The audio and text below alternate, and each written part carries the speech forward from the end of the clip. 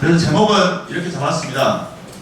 우리가 정치 공부 정치하고 행정에서 우리가 항상 행정을 하고 있지만 행정에서 대체로 뭐 시키면 시킨 대로 하는 대상이 아니고 우리가 좀 주인이 되보는 행정에 주인이 되보는 것에 우리 공무원 노조가 가장 앞장서서 해보자 이런 주제로 가져가고 있습니다. 공무원하면 항상 떠오르는 것들은 첫 번째가 항상 철밥통이라는 단어가 이미지로 떠오릅니다. 그러나 현실 와보면 굉장히 업무가 과도하다. 워라밸 될 거라고 생각하고 칼퇴근 될 거라고 생각했지만 현실은 그렇지 않다 이런 것들입니다. 온갖 비상근무를 합니다. 사시사철하죠. 또 코로나 2년 넘게 계속하고 있고 뭐 또 AI 뭐 이런 것도 가을바람 불고 또 하면 이런 것도 발생하고 온갖 몸을 대는 비상근무를 하는 직업이기도 합니다. 특히 젊은 직원들 사이에서 많이 올라오는 악성민원 이 문제가 가장 많이 있고요. 또 한편에는 이런 표현도 쓰더라고요. 당선은 우리가 누구를 못 시켜도 낙선은 시킬 수 있다. 내지는 우리 공무원이나 공무원 노조에게 찍히면 다음 선거 때는 낙선을 우리가 시킬 수 있다. 한편으로 보면 일반 시민들에 비해서 공무원들이 지역사회에 영향력이 좀 있다. 그래도 하여튼 결론은 철밥통이 가장 이미지에 많습니다. 그래서 사실 우리 연금투쟁 하지만 이런 것들이 참 어렵게 하는 부분이기도 합니다. 그래서 그런 이야기를 오늘 해보려고 합니다. 그래서 순서는 이렇게 세 가지로 진행됩니다. 우리 공무원 노동자들의 지금 현재 현실이 어떠한가 이걸 좀 바라보자 이런 거고요. 정치 기본권 투쟁 어떻게 저희들이 진행해 왔는지 과정 이야기하고 그럼 우리가 앞으로 뭘 할 건가 이런 세 단락으로 이야기를 드리려고 합니다. 앞에 이야기했지만 공무원들의 위상 관련돼서 이야기하면 교육부에서 자료 조사한 거에도 보면 항상 이 공무원이 상위에 있습니다. 초등학생한테는 좀 하위권 20위권 있지만 중고등학교 넘어갈수록 공무원이 있고 그냥 공무원만 있는 것도 아니고 교사도 있고 경찰도 있고 군인도 있고 어쨌든 이 공무원 관련된 직업을 항상 우선순위에 있고요. 대학생 이상 조사에도 마찬가지입니다. 최근에 통계청에서 조사한 경제활동 조사에서 취업 준비하는 우리 젊은이들을 상대로 했을 때도 공무원 시험 공부를 하고 있다는 사람들이 30% 정도 항상 10명 중 3명은 공무원 시험 준비를 하고 있습니다. 그만큼 선호하는 직업에 어쨌든 이 사회에서 선호하는 직업에 공무원들은 위치하고 있습니다. 하지만 현실에서는 공무원 조직사회로 들어가면 실제로 임용 5년 미만 퇴직자들이 급격하게 증가하고 있습니다. 몇 년 사이에 2배로 증가하고 있고요. 여러분들이 예상하시는 것처럼 직급이 낮을수록 젊을수록 이직의향이 높다고 볼 수 있겠습니다. 이직의향 사유 통계조사에서는 첫 번째가 낮은 보수, 다른 것은 보수 부분이고 적성에 맞지 않아서 과다한 업무, 보람을 느끼지 못한다 이런 순으로 나오게 되는데 특히나 젊거나 직급이 낮은 분들은 50% 이상이 낮은 보수 때문에 이직하고 싶다 이 시장이 많습니다. 그 이직 의향이 있는 분들에게 이직하면 뭐 할 건데 어디로 가고 싶은데 어떤 직업을 하고 싶은데 물어보면 공무원 안 하면 뭘 하고 싶어 할까요? 1등은 공기업입니다. 공기업을 또 지향합니다. 왜냐하면 공기업은 뭔가 정년을 보장되는 것 같지만 월급은 공무원보다 많다라고 보이기 때문에 공기업을 선호하게 되고요. 다만 50대들에게 물어봤을 때는 50대들은 이제 나이가 먹었기 때문에 창업을 하겠다. 이게 가장 1순위로 제일 많이 나오게 되고 있습니다. 우리 전국 공무원 노동조합의 강령 두 번째로 혹시 아신가요? 정치적, 사회적, 경제적 지위 향상입니다. 그래서 정치적, 사회적, 경제적 지위 향상을 위해서 저희들은 활동을 하고 있다 이렇게 보시면 될 것 같습니다. 그래서 먼저 경제적 지위는 올해 상반기 워낙 임금투쟁 많이 해서 다 아실 것 같습니다. 최근에 보수 인상률은 1%대에서 0.9, 1.4, 1.7 이렇게 결정되고 있다 보니까 아시는 것처럼 그 이전에는 최저임금과의 차이가 상당히 있었는데 최저임금으로 올라가는 만큼 보수 인상률을 못 따라가다 보니까 최저임금과 일치하다가 이제는 역전당하는 상황까지 오고 있습니다. 특히 이 상시고령 백인 사업자 저희가 비교 대상이기도 합니다. 근데 어떻게 보면 이거조차도 과거에 많이 이야기했었습니다. 왜 백인 사업장하고 비교를 도대체 하는 거냐? 우리가 근무하는 여기 계신 분들이 근무하는 사업장은 대부분 500인 사업장 내지는 1000인 사업장 정도에 대부분 근무를 합니다. 근데 우리 비교돼서 항상 100인 사업장으로 해도 87% 정도 수준이고요. 일반직 공무원으로 가면 80% 정도 수준에 미치고 있습니다. 저희의 경제적 지위가 그러한 상황입니다. 사회적 지위는 뭐 쉽게 표현하면 국민들이 우리 공무원을 어떻게 보고 있느냐라는 겁니다. 아까도 처음에 나왔던 그런 이야기들입니다. 어떤 직업을 사회에서 볼 때 뭔가 존경의 대상으로 보는 거냐, 아니면 뭔가 좀 무시하는 직업으로 보는 거냐, 직업에 마다 좀 다르다고 보입니다. 그럼 공무원은 어떤 거냐라는 거죠. 이런 질문들을 가끔 합니다. 우리 차장님은 주변에서 혹시 주민이 직업이 뭐냐 물어보면 뭐라고 대답하신가요? 예, 회사 다닌다고 하시고. 네. 우리 소방본부장님은 뭐라고 대답하신가요? 소방관이라고 대답하시죠? 네. 예, 그렇습니다. 이 차이가 있습니다. 물론 이유는 다양할 수 있습니다. 이게 이제 하나의 저분들과도 할 수 있는 이야기인데요. 뭐라고 대답하느냐? 근데 공통점입니다. 소방관 우리 저분들에게 물어보면 대부분이 소방관이라고 대답을 한답니다. 근데 일반직들은 잘 그렇게 대답하지 않고, 나중에 그 설문조사 할 때도 공무원 직업란 없으면 좋겠죠. 그냥 사무직 이렇게 썼으면. 그래서 편하실 것 같습니다. 공무원에서 꼭 여기다 체크를 해야 되나? 이런 거. 저희 직업에 관련된 이야기고요. 좀 더 다시 보면, 제가 이 공무원을 구글에서 검색하다 보니 이런 사진이 있더라고요. 공무원이 사회적으로 어떤 거냐? 부모님이 보는 나는 자랑스러운 자녀입니다. 공무원 학교에서 다닌다면 자랑스럽죠. 주변에도 자랑하죠. 또 어디 시골 좀 다니고 가면 공무원 학교 가면 현수막도 달더라고요. 동네에도 현수막도 달고 그렇습니다. 공무원 학교 가면 친구들이 보면 왠지 저 편하게 직장생활 할 것 같은 부러움의 대상입니다. 친구들이 볼 때는. 공시생이 볼 때는 대단한 존재죠. 근데 현실 오면 업무에 항상 시달립니다. 각종 업무에 시달리는 행실이고요. 요거는 뭔가 이게 백장입니다. 민원인이 볼 때는 쟤들 놀고 먹는 것 같아요. 읍면동사무소나 이렇게 민원실 가보면 민원대에 앉아있는 사람 그나마 일을 하는 것 같은데 뒤에 앉은 애들은 뭔가 자기들끼리 속닥거리고 뭔가 잡담만 하고 이렇게 노는 것 같아요.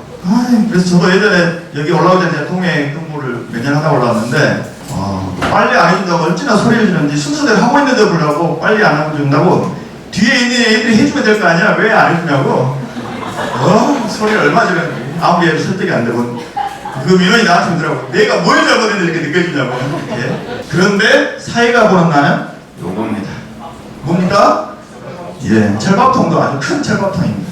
자, 그러면 이 철밥통이 나쁜 이미지만 있는 건 저는 아니라고 봅니다. 우리 울산고문장님 좋은 이미지죠? 뭔 뜻인가요? 좋은 이미지로 철밥통은. 그렇죠. 정년보장 좋은 거죠. 사실 이제 정년이 보장되는 직업이 우리나라에 굉장히 거의 없어져 있다 보니까 이런 철밥통이라는 단어가 여전히 우리 공무원 사회에서 공무원을 바라보는 주요한 이미지로 남는 것 같습니다. 저는 이 악성 민원이 최근 가장 많이 확산되기도 하고 최근에도 부산에서 7월달에 이 주민센터에서 우리 공무원 무릎을 끼고 폭언하는 사건도 있었던 것처럼 계속 발생하고 있습니다. 끊임없이 발생하는데 저는 이 부분도 한편에는 이 시민들이, 주민들이 공무원을 어떻게 보느냐의 문제가 연결되어 있다 이렇게 보입니다. 그만큼 어떻게 보면 만만한 존재로 보이기 때문에 그러지 않습니까? 상대적으로 경찰청이나 검찰청 가서 저러진 않을 거 아닙니까? 저 이제 소방 우리 본부장 모시고 소방부 모시는데 이 사진 예전에 보신 적 있으세요? 소방 본부장님? 이 사진이 유명 사진이라 대부분 아실 것 같습니다. 이 사진이 박근혜 취임식 때 그 전에 눈이 와가지고요. 의자를 소방관들 데려다가 의자 닦으라고 해서 사회적으로 무리가 됐던 사건입니다.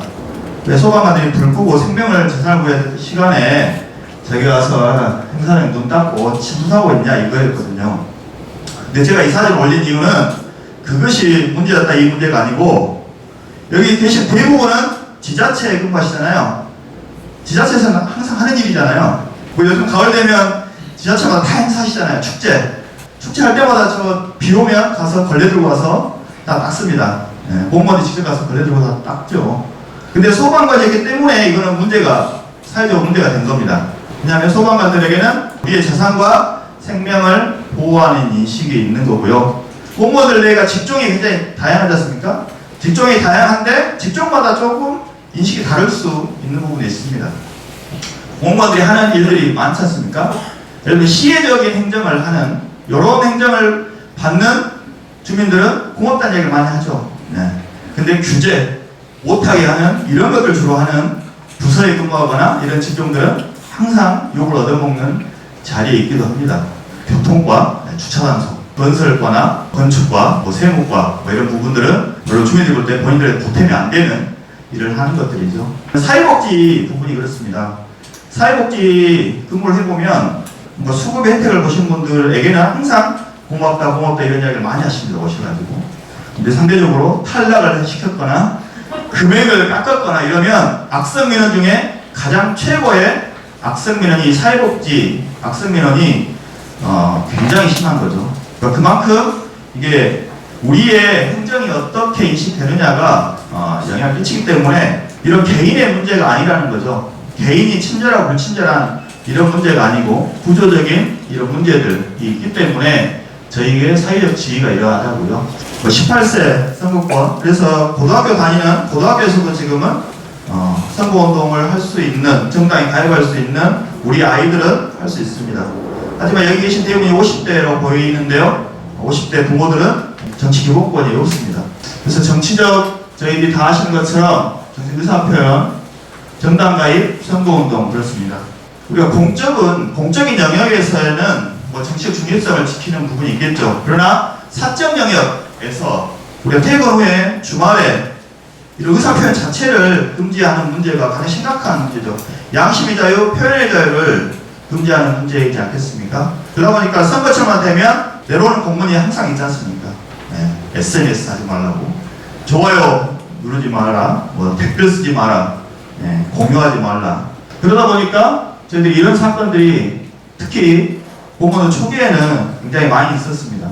정당 관련된, 진보정당 관련된 내용들도 있었고, 이명박 박근혜 때 시국선언 하거나 국가정책에 대해서 반대했던 이런 분들 관련돼서 징계를 하거나 아니면 사법체를 당하든가 이런 부분들이 있었습니다. 나는 국민의 공무원이 되고 싶다, 이 광고를 했다는 이유로도 징계를 하겠다, 이런 상황들이 저희들에게 주어져 있었습니다. 그래서 아까 말씀드린 것처럼 저희 강령의 두 번째는 경제적, 사회적, 정치적, 사회적, 경제적 지위 향상이 저희 강령의 목표입니다. 근데 경제적 우리 투쟁들 해보면 이 사회적 인식이 그에 많이 영향을 끼칩니다. 다 경험하신 것처럼 올해 봄에 저희가 임금투쟁 줄기차게 있지 않습니까? 언론에 항상 나오는 게 그런 댓글들 있지 않습니까? 철밥통들이 뭘 또 올려달라고 하는 거냐? 내지는 할 사람 많다, 그만둬라. 그러려면 그만둬라. 줄 서 있다 할 사람 많다. 이런 것들이 굉장히 이 댓글에 많이 있었습니다. 그래서 이제 어쨌든 우리가 그러려면 어떻게 해야 될 건가? 우리가 막 광고만 한다고 될 문제일 건가 싶습니다. 그만큼 어쨌든 국민들의, 공무원들에게 바라는 부분들을 어떻게 우리가 인식시키고 어떻게 바꿔낼 건가? 이게 하루아침에 되지 않겠지만 그런 것도 필요하다고 보이고요. 그런다면 뭔가 정권이 잘못하거나 정책이 잘못된 것, 시군구청장들이 잘못한 부분에 대해서, 사회적 문제에 대해서 공무원들이, 공무원 노조가 그만큼 나서서 뭔가 이야기하고 주민들의 편에 서서 같이 움직여주는 이런 것도 좀 필요하지 않겠는가 싶습니다. 그러려면 그만큼의 정치 기본권이 저희들에게 보장돼야지만 자유로운 의사표현이나 행동들을 할 수 있다, 이렇게 보입니다. 이제 결론적으로 보면 우리 요구는 굉장히 많습니다. 해결해야 될 문제들도 굉장히 많이 있는데요. 저희들이 이제 현실에서 할 수 있는 것들이 굉장히 한계가 많이 있지 않습니까? 주로 집회 정도 하는데 기자회견 1인시, 성명서 발표, 이런 정도 수준에가 있습니다. 실제 저희 공무원 노동조합이 만든 지 20년 된 과정에서 끊임없는 저희의 목표입니다. 노동상권, 노동기본권, 제대로 된 노동기본권 쟁취하고 정치기본권 정치가 저에게 20년 된 목표입니다. 이것들을 이제 만드는 데 가야 되는 과제가 보이고요. 그러면 이제 두 번째로 여기 이제 우리 현실 봤고요. 정치기본권이 어떻게 되었는가를 보려고 합니다. 우리가 흔히 정치를 아까 우리 교수장이 말씀하신 것처럼 정치는 우리가 가지고 있는 재물을 어떻게 배분할 건가 이걸 결정하는 힘이 정치입니다. 다른 표현하면 우리가 내는 세금을 어디다 쓸 거냐, 공무원 임금을 5% 10% 올려준 데 쓸 거냐, 공무원의 인력을 5% 10% 늘리는 데 쓸 거냐, 공무원 연금에 대해서 정부의 역할을 올리는 데 쓸 거냐, 아니면 무기를 사는 데 쓸 거냐, 기업을 지원하는 데 쓸 거냐, 이걸 결정하는 것이 정치라는 거죠. 표현할 수 있고 정당에 가서 활동할 수 있고 선거운동할 수 있고 이것이 바로 정치 기본권이라고 했습니다. 그래서 우리의 문제 해결하기 위한 과제로서 정치 기본권이 필요하다라는 거고요. 이 현재 헌법도 똑같이 이렇게 되어 있는데요. 공무원 신분과 정치중립성 법률의 정화를 보장된다. 이게 3차 개헌, 1960년 3차 개헌 할 때 이 조항이 생기게 됩니다. 근데 이제 저는 주목하는 것이 이 보장된다에 주목을 합니다. 왜냐하면 정치의 중요성 이 취지는 이 공무원을 규제하기 위해서 이 헌법에 들어간 취지는 아닙니다. 공무원들을 보호하기 위한 취지였었습니다. 1900 아시는 것처럼 3.15 부정선거, 3.15 부정선거가 있었죠. 그래서 그 당시에 물론 우리 선배님들이 하고 싶어서 하진 않았겠지만 많은 공무원들이 부정선거에 참여를 했고 강요해서 연루가 됐었습니다. 그런 과정이 있었기 때문에 공무원들이 그런 정권의 뭔가 이 지시에 따르지 않게 보호한다는 취지로 이게 정치 중립성이 이렇게 됐지만 현실의 법들은 그걸 구현한 현실의 법들은 현재까지도 금지, 규제 방식으로 나타나고 있다라는 겁니다. 보호를 한다는 것이 아니라 규제를 나타나고 있고요. 참고로 지난번에 문재인 대통령이 제출했던 헌법 개정안 그래서 직무를 수행할 때만 정경 중립을 지켜야 한다 이렇게 뭔가 헌법을 개정을 해야 되는 문제라고 보입니다. 최근에 이재명 민주당 대표가 개헌 이야기를 꺼내긴 했습니다. 실현될지 모르겠지만 내후년 선거 때 개헌을 해보자 하는데 사실 개헌 국면이 열린다 하면 저희들도 강하게 이 정치의 중립성 관련 부분들을 개헌을 해야 되는 현재 법안 상황이고요. 그래서 외국은 뭐 다 아시는 것처럼 대부분이 다 보장을 하고 있습니다. 뭐 나라마다 조금씩 차이들이 있습니다. 일반 공무원보다는 교원들을 좀 더 넓게 허용하기도 하고 고위직보다는 하위직을 더 넓게 보호하기도 하고요. 또 뭐 일본 같은 경우는 특이하게 자기가 근무하지 않는 곳에서의 선거운동은 가능하다, 정치자금은 가능하다 이렇게 하고도 있고요. 다양하게 보장하고 있는데 저희 나라만 유일하게 이렇게 보장이 안 되고 있습니다. 그래서 ILO에서 끊임없이 휴학 위반이다 다시 보장하라고 요구하고 있고 국가인권위원회에서 우리나라에서도 인권위원회에서도 계속 권고를 해온 상황임에 불구하고 진행되지 않고 있는 현재적 상황이죠. 그래서 아까 말씀드렸던 것처럼 그러다 보니까 결론은 정치 중립성이 지켜지는 게 아니고 거꾸로 정권 내지는 시군구청장의 지시에 무조건 따라야 되는 상황으로 이게 나타나게 된다. 저희가 대응하고 이야기하지 못하는 상황들이 발생하다 보니 그렇습니다. 저는 이제 조금 여담일 수 있는데 어제 주요 이슈 중에 하나가 윤석열차였잖아요. 네, 윤석열 열차 아닙니다. 윤석열차입니다. 네, 제목도 잘 지었습니다. 다 아시나요? 네, 뭐 문체부가 강경 대응을 하겠다. 표현의 자유에 관해서 강경 대응을 하겠다 이렇게 나왔는데 저는 이제 갑자기 그 생각이 들어. 그거 보면서 그 보도자료를 2번이나 걸쳐서 문체부가 냈는데 이 보도자료를 쓴 공무원이 있겠구나 라는 그 생각이 들더라고요. 만약 이 공무원은 이 보도자료, 표현의 자유를 억압한 이 보도자료를 내는 것에 동의를 해서 냈을까? 아니면 지시에 의해서 그냥 썼을까? 사실 그런 생각이 좀 저는 보도자료를 보면서 그 생각이 들었습니다. 역대 정권이 바뀔 때마다 전 정권의 문제를 삼으면서 사법처리 이런 이야기들이 있고 지금도 여전히 나타나고 있습니다. 우리같이 일하는 하위직들이 그런 실무적인 일들을 할 건데 이것이 정치 중립성을 정말 지키는 문제인 건가? 아니면 거꾸로 이 조항이 있음으로 해서 제대로 표현하지 못하는 잘못된 것에 대해서 잘못됐다고 하지 못하고 시키면 시킨 대로 하는 문제로 남아있는 거 아닌가 이런 생각을 해봤습니다. 그래서 저희들이 2년 전에 신마 입법청원을 우리가 직접 해보자 해서 진행해서 빠르게 제가 성사했었죠. 국회 토론회도 몇 차례 했고 올해도 지금 11월 달에 국회 토론회를 하려고 하고 있습니다. 여기까지가 이제 저희들이 진행되어 온 현재적인 저희들 정치 기본권의 상황들이라고 구체적으로 보시면 될 것 같습니다. 그러면 우리가 이제 두 가지가 있을 것 같습니다. 하나는 법을 개정해야 되는 문제, 개정 투쟁을 한다고 할 건데, 그러면 개정되기 전까지는 그냥 가만히만 계속 있을 거야. 개정될 때까지 가만히만 그냥 우리는 있을 건가, 다른 방법 없을 건가 싶은 고민도 해보자 싶습니다.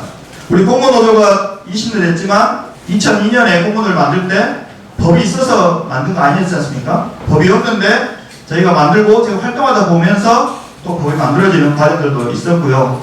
표현의 자유 관련돼서 그렇습니다. 예전 초창기에는 공무노조가 뭐 정부의 정책에 대해서 뭔가 이야기만 하면 뭐 법 위반이다 이렇게 하지만 저희가 계속 어겨왔거든요. 계속 하면서 하다 보니까 지금은 뭐 그것 자체로 가지고 무슨 법 위반이다 뭐 이렇게까지 표현의 자유를 가지고 시비를 걸지는 않는 것들이 실제 어겨우면서 뭔가 만들어오는 과정이 있는 것 같습니다. 그래서 우리들도 한번 이런 상상을 좀 해보면 어떻게 좀 바뀔까라는 생각들을 해봅니다. 우리가 직접 우리 간부, 조합원들이 직접 출마하고 우리도 할 수 있다든지, 또 우리가 지지하는 우리 후보가 의원이 되거나 구청장이 됐을 때, 우리 공무원들이 후보가 됐을 때 어떤 변화가 있을까, 그런 상상들을 좀 우리가 해볼 필요가 있다 싶습니다. 그래서 올해 저희가 사업계획 사실 이제 구체적인 것들을 만들어가지 못하고 있는 상황인데요.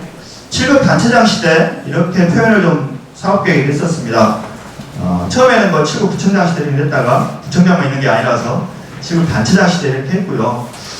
과거에도 우리 조합원들, 특히 해직되시던 우리 조합원들이 의원에 많이 출마해서 당선돼서 활동도 하고 계시기도 하고요. 뭐 개인기로 당선되신 분들도 있을 수 있겠지만, 예를 들면 여기 계시는 지부장님이 그 지역에 뭐 후보로 출마를 했는데 주민들이 공무원노조 간부 출신으로 우리 지지해주자 이렇게 될 건가? 그렇게 되려면 그만큼 공무원노조에 대한 지지가 있어야 되겠죠. 공무원노조가 정말 지역에서 활동을 잘 하더라, 지역에 어떤 문제 발생하면 주민들의 앞장서서 뭔가 하더라, 이런 인식들이 잡혀야지만 공무원노조 내가 지부장, 경력에 지부장 쓰고 출마했으면 그것만으로도 지지해 줄 수 있지 않겠냐 싶습니다. 그러려면 저희가 과거에, 저는 초창기에 저희 공무노조가 지역 활동을 굉장히 많이 했다고 보입니다. 근데 최근에 오면서는 지역 활동이 좀 많이 좀 줄어들지 않았는가 싶습니다. 우리 내부의 문제, 법외노조, 법내노조 바꾸는 해고자 복직 이런 투쟁을 하는 과정 속에서 실제 지역과 함께하는 이런 사업들이 많이 좀 줄어들지 않았는가 싶습니다. 그래서 이런 활동들을 공무노조가 저기서 할 때 우리 인정받고 하지 않겠는가 싶습니다. 네, 과거에 이런 것들이 있었죠. 초창기 특히 상수 민영화들이 공무원노조가 나서가지고 굉장히 성과를 냈던 부분들이 있고요. 박근혜 퇴진 시국선언 이런 것들 저희가 진행해왔습니다. 이런 활동들을 이후에 폭넓게 가져가보자 이런 거고요. 두 번째로 우리 조합원들이 계급 투표라는 표현이 어려운 표현이긴 합니다. 하지만 쉽게 말하면 나를 대변한 사람을 우리도 투표를 해봐야 되지 않겠느냐라는 거지요. 나하고 관계없는 사람, 학연, 혈연, 지연에 의해서 찍는 게 아니고 정말 저 사람은 나를 대변하고 있는 건가? 실제 우리 간부, 우리 조합을 출마한다면 우리를 대변할 수 있겠지요. 저걸 이제 예시로 지난 대선 때 서울자치구의 재산세 순위와 윤석열 지지 순위가 거의 일치한다는 보여드리고 있고요. 동별로 봤을 때도 상위권 10위는 강남, 서초에서만 지지율 10위까지 나타나면 되고요. 20위까지 따져도 재산세 5위 구역 내에서만 20위권에 나타납니다. 그만큼 민감한 거죠. 재산세를 많이 내는 돈이 많은 사람들은 누가 나를 대변하는 건가, 이거에 대해서 민감하다. 근데 우리는 그만큼 민감한 거냐라는 거고요. 그 다음에 이제 흔히 인터넷에 많이 있는 사진입니다. 똑같은 사람이 두 개 정당에서 왔다 갔다 대표를 하고, 최근에도 왔다 갔다 하려고 하고, 이런 것도 있는데요. 그만큼 큰 차이가 없는 기성 두 정당을 우리 놓고 두 정당만도 항상 투표를 하고 있는 거 아닌가 싶습니다. 아시겠지만 민주정부라는 표현이 있었지만 특히 우리 공무원노조에게는 아픈 과거들이 많습니다. 김대중 정부 때 IMF 이후에 대규모 구조조정, 공무원이 수십만이 잘려나가는 과정도 있었고요. 선거법도 도입됐었고, 노무현 정부 때는 다시마 큰 총파업 이후에 수천 명이 징계를 받고 전국의 사무실 모두 폐쇄되는 이 과정들을 저희들이 겪었고요. 문재인 정부에서도 특별하게 나아지고 없는 과정들입니다. 혹시 마우스랜드 보신 분 있으면 손을 들어보십시오. 예, 이 영상이 다양한 버전이 많습니다.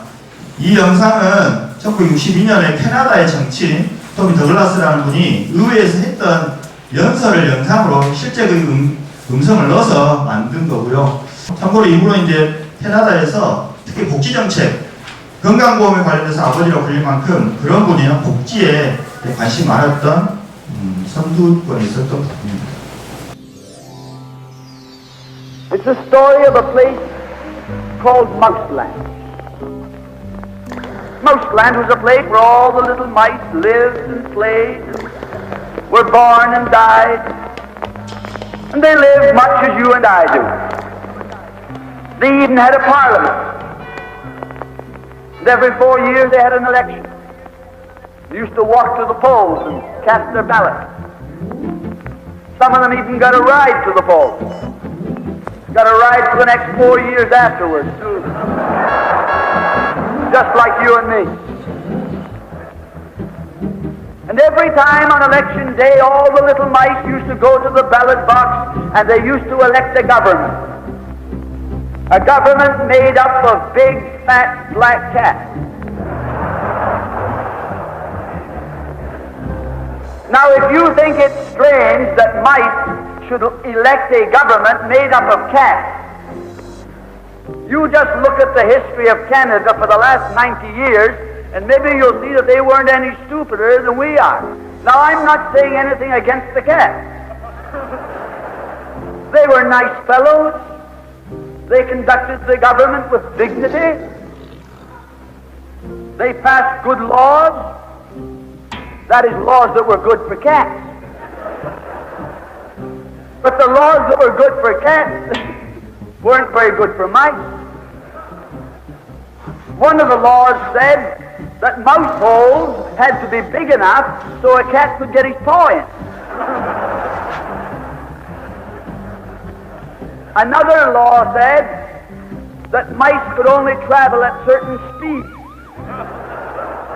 so that a cat could get his breakfast without too much physical effort. All the laws were good laws for cats, but oh, they were hard on the mice. And life was getting harder and harder. And when the mice couldn't put up with it anymore, they decided something had to be done about it. So they went en masse to the polls. They voted the black cats out. And they put in the white cat. The white cat had put up a terrific campaign. They said all that Mouseland needs is more vision. They said the trouble with Mouseland is those round mouse holes we've got. If you put us in, we'll establish square mouse holes. And they did. And the square mouse holes were twice as big as the round mouse holes. And now the cat could get both his paws in. And life was tougher than ever. And when they couldn't take that anymore, they voted the white cats out and put the black ones in again. And then they went back to the white cats, and then to the black cats. They even tried half black cats and half white cats.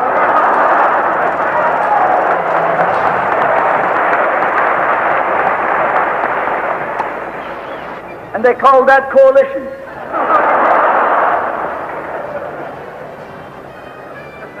They even got one government made up of cats with spots on them. They were cats that tried to make a noise like a mouse, but they ate like a cat. You see, my friends, the trouble wasn't with the color of the cat. The trouble was that they were cats. And because they were cats, they naturally looked after cats instead of mice. Presently, there came along one little mouse who had an idea. My friends, watch out for the little fellow with an idea. And he said to the other mice, look, fellas, why do we keep on electing a government made up of cats? Why don't we elect a government made up of mice? Oh, they said he's a Bolshevik. Lock him up. So they put him in jail. But I want to remind you that you can lock up a mouse or a man, but you can't lock up an idea. 여러 가지 생각하게 하는 연설인데 그게 오래전에 한 연설입니다. 62년도에 뭔가 이 진짜 주민을 위한 정부 인권과 아까 우리는 흰 고양이, 검은 고양이를 바꿔가면서 투표를 하고 있지 않는가? 근데 현실에서는 주의 대표를 뽑자 그러면 빨갱이다 이렇게 이야기 된다라는 이야기고요. 다양하게 생각해 보시면 좋겠고요. 이제 마무리로 넘어가겠습니다. 아시는지 모르겠습니다. 그 언론인들도 93년 이전에는 정치기본권이 없었습니다. 최근에 뭐 윤석열이가 또 MBC하고 싸우던데요. 또 가끔 그렇게 주장하는 사람도 있습니다. 언론인들은 사회적 영향력이 굉장히 크니까 정치적 기본권을 주면 안 된다. 이렇게 옛날에 그게 주장이었죠. 그러다 보니까 정치기본권이 우리가 똑같이 없었습니다. 예전에는. 근데 이제 93년 이후에 생기게 됐고요. 더 나아가면 98년 이전에는 모든 노조는 정치 활동을 할 수가 없었습니다. 그냥 교섭이나 하고 경제적 이야기만 해야지 정치적 이야기를 하면 안 된다는 것이 활동이 금지됐었고요. 실제 그렇게 하게 되면 처벌을 받아왔었습니다. 근데 결론은 민주노총을 중심으로 해서 이 투쟁을 진행해서 법을 바꿔온 거거든요. 처음부터 주어진 게 아니고 투쟁을 통해서 바꿔왔습니다. 그래서 저희들도 사실 저희들의 힘으로 20년 동안 해고자 어적복지 문제, 법내 노조 이런 문제들 우리가 해결해 왔습니다. 이제 새로운 20년에 있어서 그동안 수군 과제인 노동기본권 또 정치기본권이 우리들이 해야 될 과제인데 이게 누군가 알아서 해주지는 않을 거다 이렇게 보입니다. 그래서 마지막 마무리로 올해 하반기 저희들이 사업들을 좀 진행을 하고 있습니다. 10월 달에는 내일이나 이렇게 좀 공문 보낼 건데요. 행안위 의원들 관련돼서 좀 면담을 각 지역지구에서 해주시면 요청드리고요. 해당 시군구에 혹시 우리 지부가 없는 곳은 본부에서 다시 좀 해주시면 좋겠습니다. 그래서 올해 저희가 국회 사업에서 여러 가지 이제 뭐 임금이라든지 연금 이런 것들도 있긴 한데 제가 실제 법을 바꾸려고 하는 것들의 핵심은 정치기본권입니다. 제가 10만 입법 했던 그것이 국회에서 한 발짝이라도 두 발짝이라도 전체가 아니라도 나아갈 수 있게 한번 의원들 상대로 사업을 해서 바꿔보자 이런 거고요. 그래서 10월 달에 일단 행안위원들 중심으로 지역에서 면담을 해주시고 11월 달에는 다른 의원들 상대로 해서 면담해서 요구하고 동의를 받을 수 있는 과정들을 가져가려고 하고 있고요.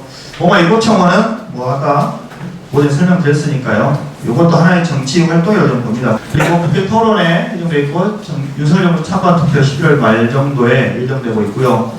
그 다음에 이제 저희가 11월 달에 투쟁이 많지 않습니까? 11월 12일 중 노동자대회 저희가 사전대회를 계획하고 있는데 이번 노동자대회도 12월까지 민주노총도 아까 말씀드린 것처럼 10대 입법과제 이번 국회 입법을 하려고 하는 것들 중심으로 투쟁을 진행합니다. 그래서 저희 정치기본권 관련된 내용이 10대 과제에 들어있고요. 그리고 11월 말 정도에 교사 공무원 정치법 관련돼서 별도 국회 앞에 별도 집회를 좀 계획을 하고 있습니다. 여기 우리 조합원들, 간부인들이 적극적으로 참여하셔가지고 우리 힘으로 우리가 10만 입법 청원 우리가 만들었던 것 같이 한 발자국 나아갈 수 있는데 함께 해 주셨으면 좋겠습니다. 이상으로 마치겠습니다. 고맙습니다.